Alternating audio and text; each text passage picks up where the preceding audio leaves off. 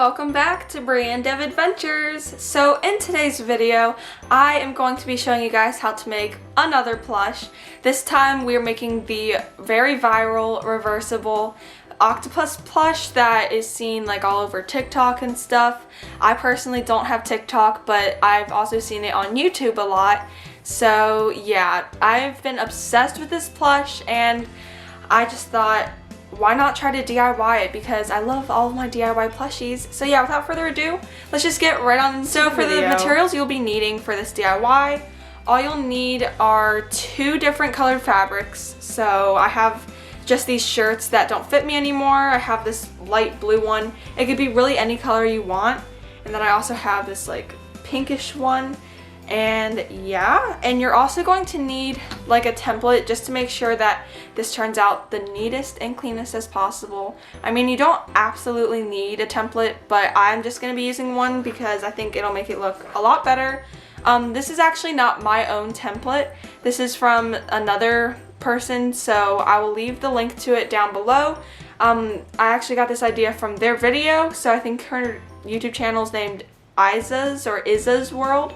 So thanks so much to her for the idea and also for her free template. So again, I'll leave that in the description box. So all you have to do is just download it and print it. I have mine all printed out here. It's very light, as you can see, but this is just what it looks like. Like, this is going to be the legs, and then this is going to be like the headpiece. So yeah, I definitely recommend printing that out. You're also going to need some toy stuffing, and I'm just going to use, you know, like the regular polyfill kind of thing. You can also use other stuff for toy stuffing as well. You're going to need some scissors, a marker to like draw out the shape and trace the template and stuff. And you're also going to need either some paint for the eyes and facial features, or you can use like scrap pieces of felt or stuff like that. Last but not least, this is very important, you're going to need either like a sewing machine, which I'll be using in the video, or you can sew this by hand as well. Both work totally fine. So yeah, and you might be able to do it with glue, not 100% sure, but you can always try it out. But yeah, let's actually get into the DIY. Okay, so I still don't have any table down here for my DIY room, but I'm working on it, guys. So once again, we're doing it on the floor. That's okay though. So I have my little template right here, and basically to start off, I'm gonna just cut out this whole thing right here, and might as well cut out this too. And if you're wondering what this is for, it's in Iza's video, she put like stuff on it, on the plushie, like more stuff on the head. So I'm not going to use this or like these little things, but I'm just going to cut out these 2 pieces, and that's what you need to make the whole plush without any added accessories. So yeah, let me go ahead and cut these 2 things out. Alright guys, so I went ahead and cut out these 2 pieces. Also make sure to cut out the circle like in the middle of this. Also, I want to give a special shout out to my bestie Mahek. Yeah! So if you're watching this, hello. She wanted me to give her a shout out, so here's your shout out. Oh, the next step is to grab your fabric, and I just went ahead and cut up the shirts because I'm not going to be needing all of it. And then you want to put the part that's going to be facing outside of your plushie on the inside, if that makes any sense. I hope that makes sense. So basically the backwards part is going to be facing out and the right part is going to be on the inside. Okay, and then you're going to take this part, this one's going to be for the head, so we're going to do the body here. And now all you want to do is grab a Sharpie or some sort of marker or pencil and just trace along the outside of everything and also on the inside, and I'll get back to you guys once I've done that.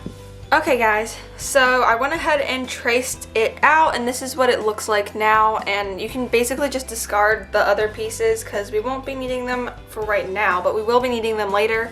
So now once I have this, I'm just going to go head over to my sewing machine, or like I said before, you can sew by hand, and I'm basically going to just sew around the whole outside, but I'm not going to sew around the circle. I repeat, I am not going to sew around the circle, so do not sew around here. Just sew around these little legs, I guess. So yeah, I'll get back to you guys once I've done that, and if you're going to do it by hand, I suggest doing a running stitch. Guys, so I have sewn around the whole outside and not around the circle, and now all I'm going to do is just cut this circle out. So just along this line, I'm just going to cut it out on both sides. So yeah, let's go ahead and do that. Okay guys, so now the circle is cut out, as you can see, and we didn't have to cut out a hole in any of these legs because now we have the hole right here if you just open it up a little bit. But now the next thing we're going to do is just basically cut out this excess fabric. So don't cut directly on the stitches, but cut around like a ½ centimeter around, kind of around the whole thing. And then also cut in between each of the legs to separate them. So here is what the leg part, I guess, looks like so far. Here's the other side. I didn't really show that side that much, but I basically just cut out everything and it kind of looks like a flower actually. So yeah. So now all we have to do is set that aside, and right now we're going to start working on the head part. So if you're thinking, how's this going to be a head because it looks like, I don't know, a flower petal? Basically, we're going to cut out 4 of these for each color, and then if we sew them together, they will look like a head once they're sewn together. So first off, we're just going to go ahead and trace out 4 of these, and this is basically just the sleeve of that shirt that I was using. So I'm going to trace around and then cut 4 of these out in both colors. So 4 in my blue color and then 4 in my pink color. Okay guys, so here they all are cut out, and now we're gonna sew them together. So I'm gonna do color by color. So first off, we're gonna take the first 2, I don't know what these are called, but first 2 pieces, and we wanna make sure you know what the right side up is supposed to be because we don't wanna sew it backwards. So we're basically going to put the right sides that are going to be facing up together like a sandwich, and then we're going to line it up as best as we can. And then once they're lined up, you just want to go ahead and sew with either sewing machine or by hand a centimeter away from the edge. Don't do the whole thing, just do one of the sides right along here, and that's it. Just along here, not here. Here. And then once you do that, you're going to just add another one onto it as well. And again, make sure that the good side is facing in, and you're just gonna go ahead, put it against that one, sew it, and then do the same thing for the last petal. Put it together, good side to good side, sew it, and then you'll be left with the head, and I'll get back to you guys once I've done that for the pink ones and the blue ones. Alright guys, so now I have my 2 heads. I have this one and the pink one, and if you turn them the right side out, they look a little bit like this, and they're not stuffed yet, so this isn't gonna be how they look like completely. But now it's time for probably the trickiest part of this whole DIY, and it's actually not even that bad. So we're going to sew the heads to the body. So we're going to start off by, it doesn't really matter which one you do first, but as you can see, there's a pink part and then the blue part, and you want to make sure to align it with the right color and not align it with like both colors. So I'm going to start off with the blue one and make sure it's turned inside out as well.